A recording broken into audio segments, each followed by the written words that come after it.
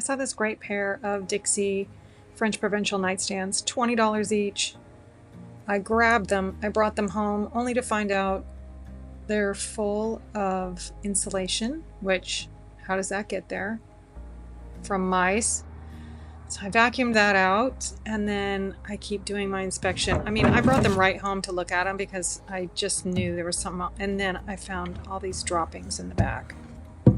Oh, my heart just sank. I have some cleaning and disinfecting to do. So I got that out of there. And the next day I actually had soaked them in bleach and let that sit overnight, but you can see this is just failing. All the finish is failing. The drawers won't close. These have been stored in a barn for a very long time. I did find out the history of these. So the top is laminate and we've got some work to do. I'm Shireen with Olive Street Designs, and I'm showing the process of furniture refinishing so you can learn too. Be sure to subscribe and follow for more. So after everything had a good chance to dry overnight, again, I have disinfected and disinfected several rounds of bleach and vinegar to get these disinfected. And then one of the drawers is chewed. So I've got that repair to do as well. But now I need to work on cleaning the outside of these. And I'm using a good degreaser. These, of course, they're filthy. Again, the thrift store did tell me that these had been stored in a barn. So I know that a lot of this dirt is just from the length of time they sat in that space. And of course, with the weather changes, being outside, you know, the hot and cold, they expand the wood, and that's why I'm having trouble with the drawers now fitting. But just cleaning these off, you can see it's coming off in, ew. It's almost like these were in a smoker house, although they weren't. They didn't smell of cigarette smoke at all. So I'm going to take these drawers out because I have them sitting in the place where they at least fit the best. They're not great, but they fit the best. So I measure these, or I mark these A and B, and then the drawers in the order that they go. And now I'm just giving them another good cleaning. I know I get comments that I'm not wearing gloves, but I have disinfected these. I mean, so much already. They're still dirty. Okay, time to clean the drawers some more. So I was doing a lot of spraying bleach and not wiping a lot of stuff back, so now it's time to get these super dusted and cleaned.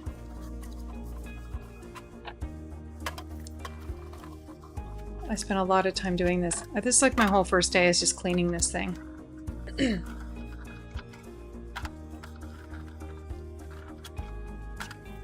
Once you get a little system going, it's really just assembly line. Okay, now that I've got things cleaned, it's time to get in and start removing all of this crumbling paint. I make a point of saying I'm never buying painted furniture. And I stick by that rule most of the time. And what that rule means is I'm not buying anybody else's painted furniture. Usually if the manufacturer paints something, it's okay. However, since these have been sitting for so long, everything is literally crumbling off. I mean, the top would probably be crumbling off if it weren't laminate.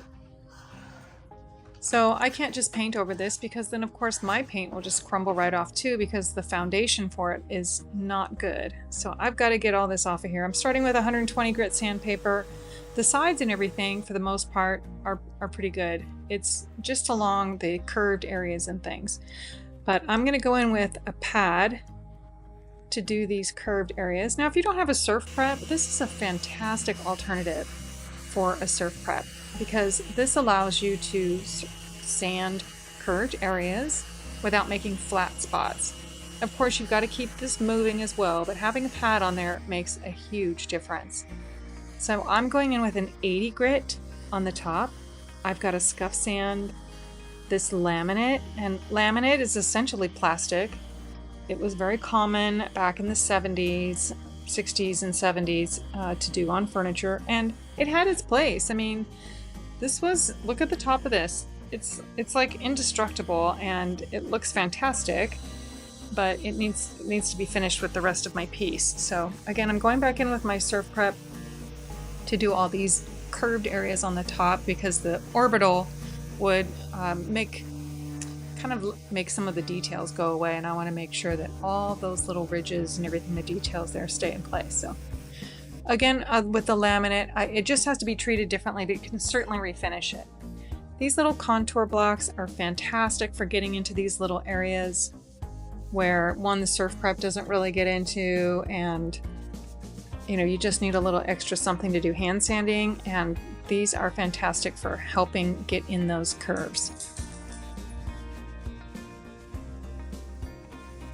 All right, I just have to remove every bit of that paint. Of course, it's all peeling off of the legs as well. This is just difficult to do with a sander, so it just ends up being all by hand. And I'm not sure if you can see, but I'm using a sanding net. And this is really good for areas, especially like this they have paint on them, or the paint is chipping. These just kind of grab it. Moves a lot of material. So this is a 120 grit sanding pad, and made pretty quick work of that. It's great in these curved areas too, because it bends. Can't do this with a sander. I do have some carbide scrapers that would kind of get in there, but this, I try a little bit of everything for each piece, like what's going to work best in this area and this area, and this is what's working best here. So we get all these areas nice and sanded. And then going back over things with the SurfPrep, but I've got to address this. Somebody chewed their way out of that drawer, or maybe into the drawer, and then back out of the drawer. I'm not sure, but I've got to fix that. And wow, I had to rack my brain. What am I going to do here? Either take the drawer completely apart, or do some creative repairs. And I decided to modify some wood dowels. Because I just happened to, I have a whole bunch of wood dowels, obviously, but I decided to see if I could modify them because they were a similar width of this drawer. That I'd get them in there and use those as a foundation for some wood filler. So I'm just customizing those pieces so they'll fit down in there. There's wood glue down in the bottom already. You can see it kind of squishy there. So I'm just layering a couple of these dowels.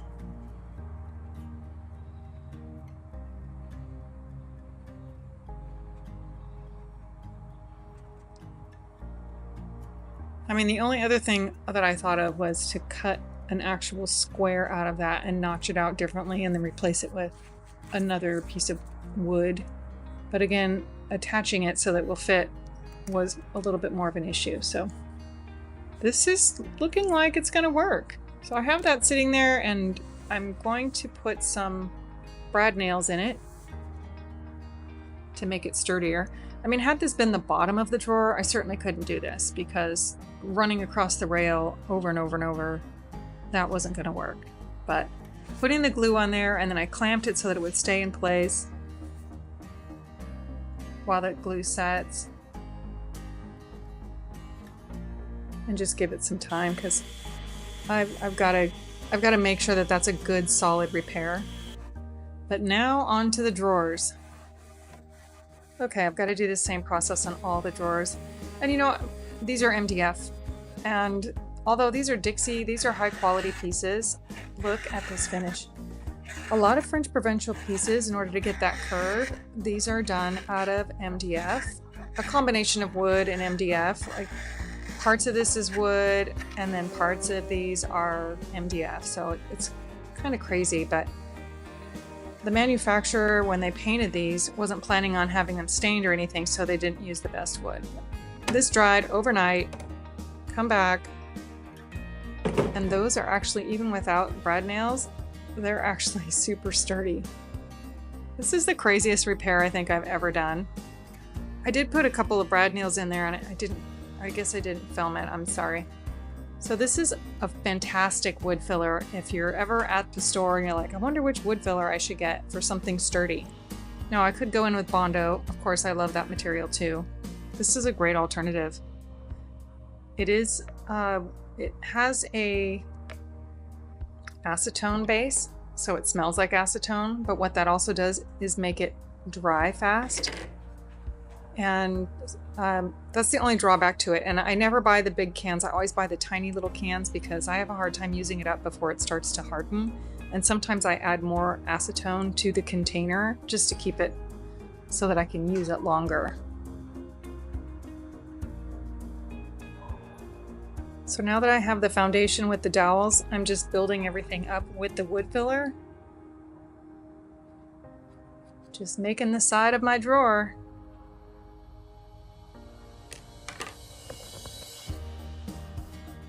I mean, it looks ridiculously ugly, but that is going to harden up and actually be strong enough to survive being on a drawer.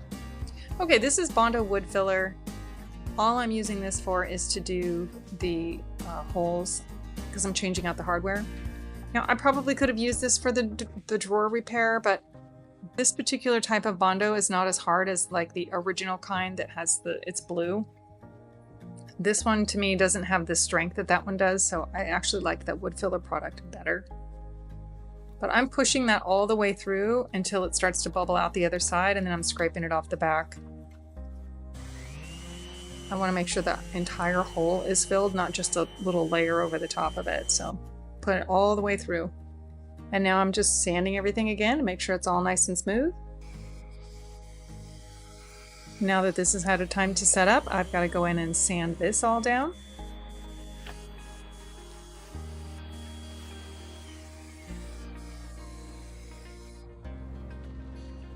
And I did another layer of wood filler, so sand it down, a little bit more wood filler, and sand it down again.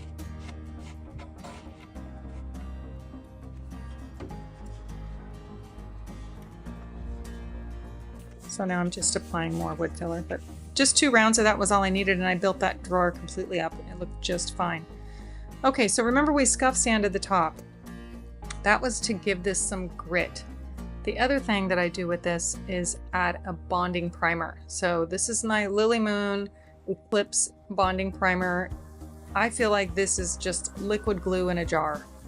I know there's lots of other bonding primers to use, but this one, even though it dries, it's a little tiny bit tacky. I mean, it is like glue. Boy, these have got to get ugly before they get pretty, right? Oof. And they're ugly. These are ugly right now. Okay, after the other primer is all set up, I go in with my Sticks primer. So this is my typical, tinted gray Sticks primer. I use this almost on every single piece. No matter what color I'm going to be doing, I usually do use the gray. I just feel that the gray primer has better coverage than white. Sometimes when I spray white primer, I can still see the variations in the color underneath with, the blotches when you sand things out and make them smooth. And you've got that, maybe it was painted or something, but you sand down an area where you got down to wood, and I've got this brown blotch. When I spray the primer over, I can still see that. But when I use the tinted primer, it really covers that very well because I'm going to go in with a bright white, and I don't want any halo underneath or anything that's kind of poking through where I feel like, oh no, you can kind of see a little bit of that image, that ghost repair underneath. So after that, sat for a couple of hours, it got good and dry. I'm going in now with a sanding sponge that's probably about a 400 grit. Mine's worn out. Mine's probably a 600 grit at this point, but it's just to take that little bit of tackiness or the tiny little bit of texture that is from spraying primer, and it's the best way to get a really smooth coat. All right, this is Benjamin Moore in the color Dune. Probably one of my favorite creamy whites. I've got a couple favorite creamy whites, but this is definitely one of them. So I added some water to my paint just to thin it, because I'm going to spray it, so I always have to dilute it a little bit. Testing out my sprayer settings, just to make sure I have my paint thinned properly and my spray gun is set up all proper. And here we go. Now you can really see how gray that primer is.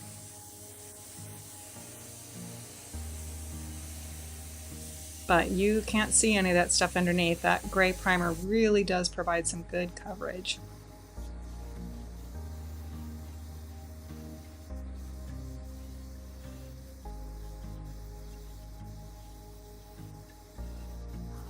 I just love spraying.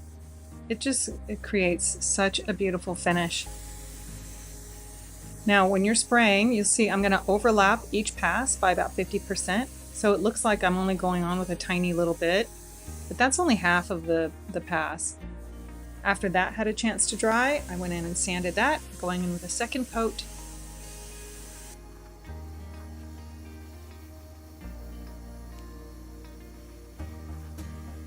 And now I won't sand this coat because my top coat goes on next and I don't want to have any scratches or anything before the top coat goes on.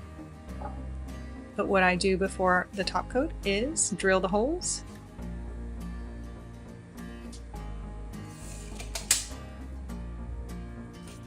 Just measuring everything so I can set up my hardware jig. All these drawers are all the same, so it's measure, measure, measure, set up the jig, double check it, make sure everything's right, and then I can drill all the holes and I don't have to measure anymore. Because these are curved, it's a little weird trying to mark everything, so I've got to double check that I've got everything in the right place. Always little challenges with these French provincial pieces, but I just love all the curves and everything to them. All right, 3/16, that's my drill bit. That makes it big enough so your screws go through, but not so big that the screws have a lot of play. So this is usually the size drill bit that I use for drilling holes, 3/16.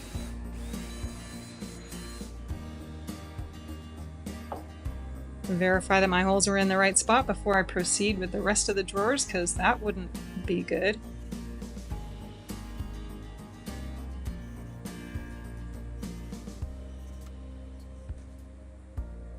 Okay, put the drawers back in, and now I'm touching up those areas that don't get painted when you spray with the drawers in place, which is usually the tops and just the very little sides there. That all dried, and now I'm going in with my top coat, and my top coat is also tinted white. I add just a little bit of paint to it. That keeps it from yellowing over time, and it also gives a little bit more coverage. Just because I've been messing with everything, drilling holes and touching things up, it's always nice to have just a little extra color. Okay, now everything got a chance to dry. Time for some drawer liners. And whew, didn't show much of that, sorry. But I did line the drawers. And when I line drawers, I always cut everything to size and then place them in the drawers. It makes everything so much easier. Putting on new hardware. Now this is some wood conditioner just to freshen up the sides of those drawers. They've been through a lot. This poor nightstand. Okay, well let's take a look back where these poor nightstands started. And here they are now. Just bright and fresh and more modern. They've been through a lot, but I think they've recovered pretty well. I'm super happy with them. They're just so sleek and modern. I love this design. I hope you like them. Be sure to follow for more.